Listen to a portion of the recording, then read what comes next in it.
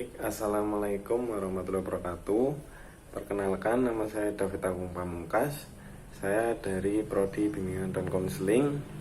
Di sini saya mahasiswa semester 6. Nah, selanjutnya di sini saya akan mempresentasikan hasil laporan dari proposal saya yang berjudul Peran Guru Bimbingan dan Konseling dalam meminimalisir perilaku kenakalan remaja pada siswa di SMK Ma'arif 1 Kebumen, yaitu pada kelas 11 yang disusun oleh saya sendiri. Selanjutnya yang pertama yaitu latar penelitian. Nah, jadi pada penelitian ini dilaksanakan di SMK Ma'arif 1 Kebumen. Nah, berdasarkan wawancara yang dilakukan, jadi menurut guru bimbingan dan konseling, kenakalan remaja yang dilakukan oleh siswa pada kelas 11 ini merupakan kenakalan remaja yang merupakan suatu tindakan pelanggaran terhadap aturan-aturan tata tertib, nilai, dan norma yang berlaku di lingkungan sekolah, yaitu yang dilakukan oleh siswa tersebut, yaitu kelas 11. Nah, jadi masalah kenakalan remaja itu bukan merupakan permasalahan yang baru yang muncul di permukaan ini. Akan tetapi masalah ini sudah lama sebenarnya. Banyak cara, mulai dari tindakan yang preventif, kuratif, hingga tindakan represif dilakukan untuk menanggulangi permasalahan kenakalan remaja ini. Namun dari tahun ke tahun masalah kenakalan remaja ini memang selalu ada. Selanjutnya identifikasi masalah. Nah, jadi identifikasi masalah pada penelitian kali ini, jadi berdasarkan latar belakang masalah tadi yang telah diuraikan, dapat diidentifikasikan permasalahan dan dibedakan dalam kategori berat dan kategori ringan. Yaitu kategori ringan, yang pertama, siswa lebih suka berada di luar kelas pada saat proses pembelajaran berlangsung. Yang kedua, siswa sering membuat gaduh suasana kelas atau suasana sekolah saat jam sekolah berlangsung. Yang ketiga, tidak memakai atribut sekolah sesuai dengan peraturan sekolah. Lalu dalam kategori berat, yang pertama terdapat beberapa mahasiswa yang berkelahi dengan teman. Yang kedua, terdapat beberapa siswa yang melakukan hubungan seks di luar nikah. Lalu yang ketiga, terdapat beberapa siswa yang sering keluar rumah tanpa seizin orang tua. Nah, selanjutnya pada rumusan masalah ya. Jadi rumusan masalah pada penelitian kali ini yang pertama yaitu bagaimana bentuk kenakalan remaja yang dilakukan oleh siswa di SMK Ma'arif 1 Kebumen berdasarkan kategori ringan atau berat. Yang kedua, faktor apa saja yang dapat menyebabkan siswa di SMK Ma'arif 1 Kebumen ini melakukan sebuah kenakalan remaja. Nah, yang ketiga, bagaimana peran guru dan bimbingan dan konseling untuk meminimalisir perilaku kenakalan remaja pada siswa kelas 11 di SMK Ma'arif 1 Kebumen ini. Untuk tujuan penelitiannya yaitu yang pertama, mengidentifikasi bentuk-bentuk kenakalan remaja yang dilakukan oleh siswa berdasarkan kategori tadi, yaitu berat atau ringan. Yang kedua, menggali dan mengkaji faktor-faktor yang dapat menyebabkan siswa di SMK Ma'arif 1 Kebumen ini melakukan kenakalan remaja. Yang ketiga, mendeskripsikan upaya guru bimbingan dan konseling dalam meminimalisir perilaku kenakalan remaja yang dilakukan oleh siswa kelas 11 di SMK Ma'arif 1 Kebumen. Lalu selanjutnya ada kajian teori.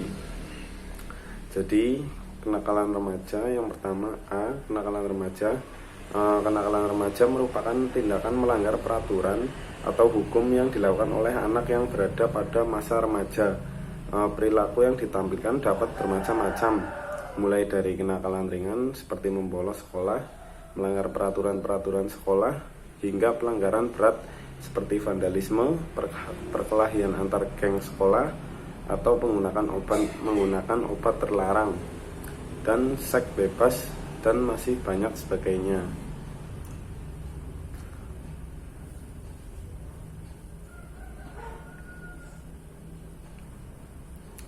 Selanjutnya, bentuk-bentuk dari kenakalan remaja.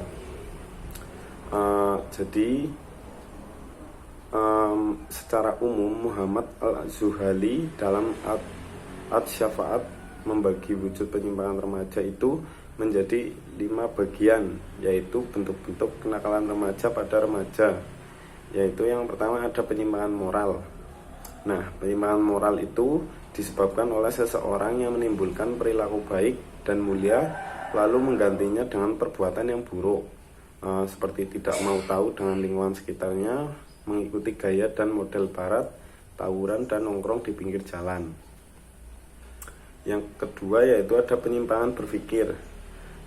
Dari penyimpangan berpikir ini dapat ditimbulkan atau disebabkan oleh adanya kekosongan pikiran, kekerasan rohani.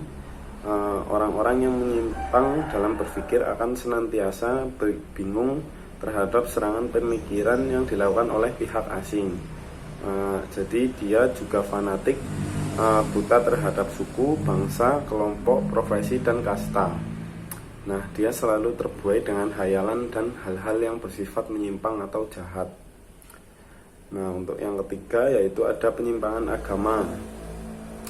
Nah, jadi pada penyimpangan agama terlihat dari sikap ekstern seseorang dalam memahami ajaran agamanya, sehingga ia fanatik dan terhadap mazhab dan atau kelompoknya, memilih untuk tidak bertuhan atau skeptis terhadap keyakinannya sendiri dan agama yang dianutnya, memperjualbelikan ajaran agama, arogan terhadap prinsip-prinsip yang dipegang atau ajaran-ajaran tokoh masyarakat.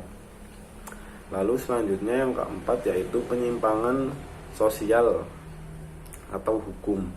Nah, dalam penyimpangan hal ini telah kita lihat dari zaman sekarang ini seperti kekerasan, pengancaman, perampokan, dan pembunuhan, pembajakan, minuman keras, atau penyimpangan sosial lainnya. Lalu yang terakhir yaitu penyimpangan mental. Jadi penyimpangan mental dalam masalah mental atau kewajiban dapat dilihat dari sikap yang selalu merasa tersisih, kehilangan kepercayaan diri, memiliki kepribadian yang ganda, kehilangan harapan masa depan, lalu dia merasa selalu sial dan cepat berputus asa, gelisah, dan sering merasa bingung. Nah, di sini sama halnya di SMK Ma'arif 1 Kebumen, yaitu berdasarkan wawancara yang dilakukan menurut guru bimbingan dan konseling, kenakalan remaja yang dilakukan oleh siswa kelas 11 ini termasuk dalam 2 kategori, yaitu kategori ringan dan berat. Yang pertama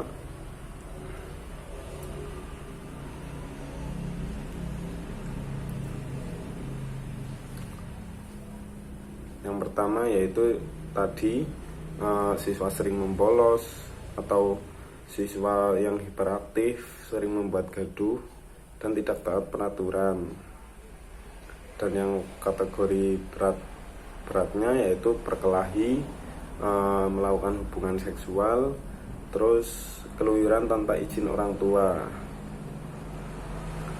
Selanjutnya faktor-faktor penyebab dari kenakalan remaja. Nah, faktor kenakalan remaja pada siswa kelas 11 di SMK Ma'arif 1 Kebumen yang sesuai menurut ahli yaitu menurut Hawari dalam Milati DDK 2011 terdapat 3 faktor kenakalan remaja, yaitu dari faktor keluarga, faktor sekolah, dan faktor masyarakat.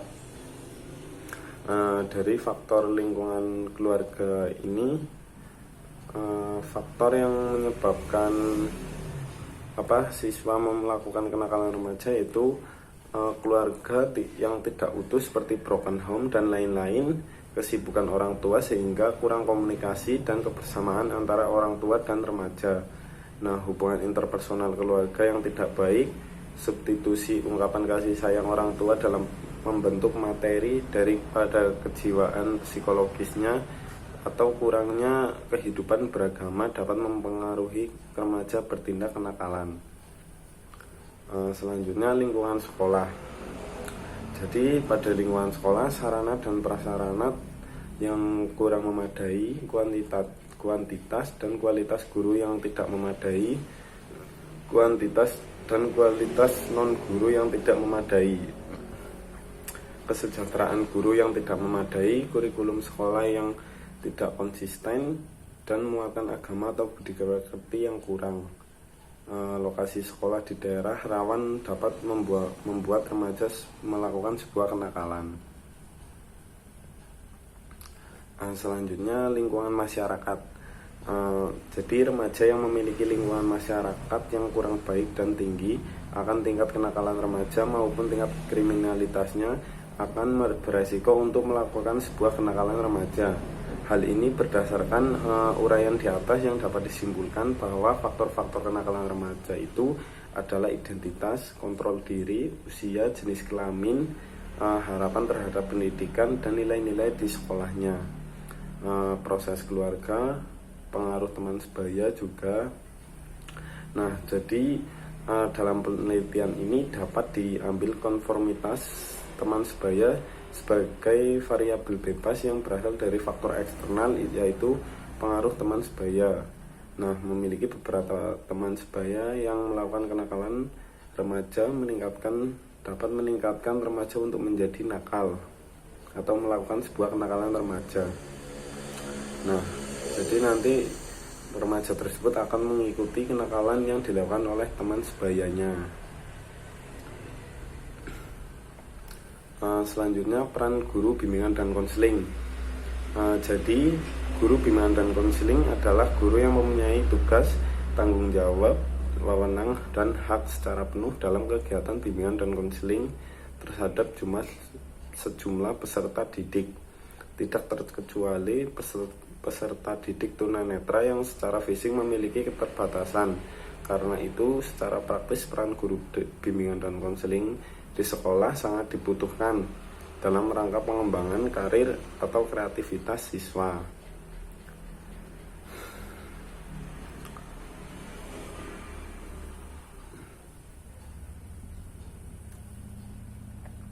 Nah, jadi guru bimbingan dan konseling ini adalah guru yang mempunyai tugas dan memiliki tanggung jawab penuh dalam kegiatan bimbingan atau membimbing atau mengkonseling sebuah siswa.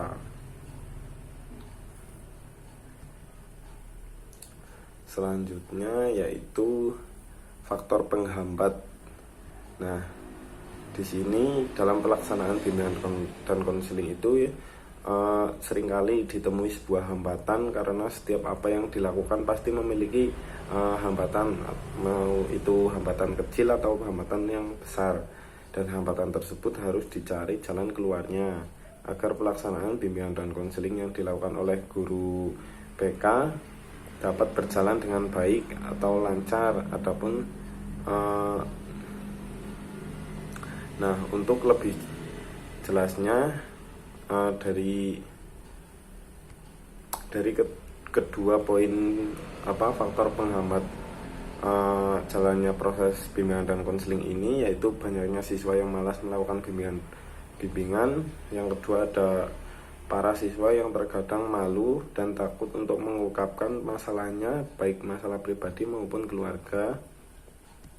Lebih jelasnya pada penelitian ini yaitu dilakukan dengan mewawancarai guru bimbingan dan konseling di sekolah itu, yaitu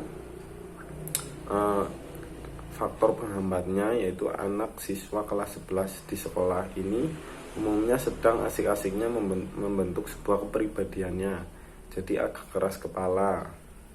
Nah, wali kelas mereka juga tidak semuanya dekat dengan orang tua siswa tersebut dan menyimpan nomor orang tua siswa tersebut. Jadi faktor penghambatnya tuh juga dari komunikasi antara wali kelas dan orang tua siswa tersebut. Nah, jadi program bimbingan dan konseling ini memang harus diperhatikan dengan serius, bukan hanya dari pihak sekolah maupun pihak luar seperti lingkungan atau orang tua. Sebab jika pelaksanaan bimbingan dan konseling terhambat, dengan baik atau tidak terlaksana dengan baik. Bukan tidak mungkin bagi siswa-siswa yang merasa bermasalah tidak mendapatkan bantuan pemecahan masalahnya. Yang selanjutnya ada metode penelitian. Yang pertama yaitu cara penelitian. Metode yang digunakan oleh peneliti pada penelitian kali ini atau saya sendiri adalah penelitian kualitatif deskriptif. Nah, metode penelitian ini yaitu pengumpulan data pada penelitian ini adalah menggunakan melakukan sebuah wawancara dan pengumpulan data, karena peneliti ingin menggali informasi kepada guru bimbingan dan konseling bagaimana peran guru bimbingan dan konseling dalam menangani siswa di kenakalan remaja. Nah, observasi juga karena peneliti ingin mengetahui informasi secara langsung, makanya dalam penelitian ini dilakukan sebuah observasi untuk mengetahui keadaan di sekolah dan informasi kepada guru bimbingan dan konseling dalam menangani masalah kenakalan remaja ini. Nah, selanjutnya untuk data dan sumber data. Jadi pada penelitian di SMK Ma'arif 1 Kebumen ini dapat ditentukan sumber data primer dalam penelitian, yaitu guru bimbingan dan konseling di SMK Ma'arif 1 Kebumen. Sedangkan untuk data sekunder, sumber data sekunder bisa diambil dari wali kelas 11 tersebut di SMK Ma'arif 1 Kebumen. Untuk datanya tersendiri, data primer yaitu terkait dalam penelitian ini, data primernya didapatkan dengan wawancara langsung kepada informan di SMK Ma'arif 1 Kebumen ini sendiri, seperti data siswa yang masih baru atau sudah lama. Nah, untuk data sekunder pada penelitian ini diperoleh dengan observasi dari dan berbagai bentuk laporan-laporan pendukung serta dokumentasi tertulis yang sangat membantu dalam penelitian kali ini.